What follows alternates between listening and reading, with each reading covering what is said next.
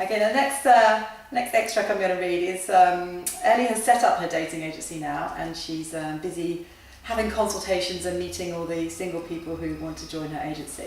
And this is the man she's going to interview now. I smirked. So do you think what you earn is important to women? He laughed, but this time it sounded forced and irritated. Of course. You wouldn't believe the number of women I've pulled just by telling them I'm a doctor. But that's not because of how much you earn. No. No, it's more of a professional fetish, a sort of white coat hyper-competent house meets George Clooney in ER, combined with that I've married a doctor, didn't I do well type thing. He leaned back and laughed. I thought that we weren't discussing your issues. My cheeks flushed. Sorry, please continue. And I think, he continued, still half smiling from my outburst, that's half the reason I get fed up with the girls I date. It's as though they're too stupid to plan their own lives, so instead they're waiting for me to do it for them. It's pathetic, really. I opened my mouth to say something, but he continued. I've got this friend who quit being a doctor the day she married. She studied for 7 years and only worked for one. What's that all about? Seriously, what's the point of putting women through university if they're just going to give up when they get married? But that's only one girl, I said. He didn't respond, but simply took a sip of the beer Steve had just brought over. So I think what you're saying is that you want to date an independent woman, I asked, picking up my pen, poised to take notes. That's what most girls think they are, but they're not.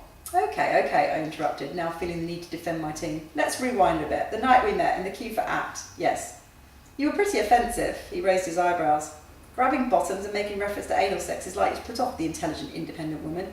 We want to be wined, dined and cherished, not objectified and manhandled. He smirked. Manhandled? Do people still say that? I frowned. Don't deflect. I was hardly Benny Hill chasing you around the club to clown music. Honk honk. He pretended to squeeze a pair of imaginary boobs. It was still disrespectful. You disrespected yourself wearing that miniskirt. I laughed. It was a dress, actually, and it wasn't that short. It was tight around your bottom, and yes, it was short. So you're saying that I was asking for it? He shook his head. Of course not, but yes, go on, please. You wanted men to notice or you wouldn't have worn it. Is it a crime to want to look nice? Nice or sexy? I rolled my eyes. Okay, so this is how it goes. He sat forward in his chair and stared at me. I work my arse off in a job which gives me a good salary and lifestyle. I then use this to wine and dine a woman who feels she's entitled to it just for being her wonderful, beautiful miniskirted self.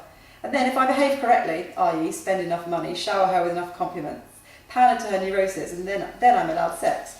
I'm supposed to pretend it's the best sex I've ever had and never want it with anyone else again. From then onward, I'm expected to continue this ridiculous charade until she's born a desired number of children and we are old and withered.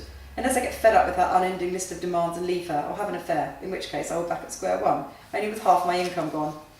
When he finished, he sat back in his chair and took what seemed to be a triumphant sip of beer.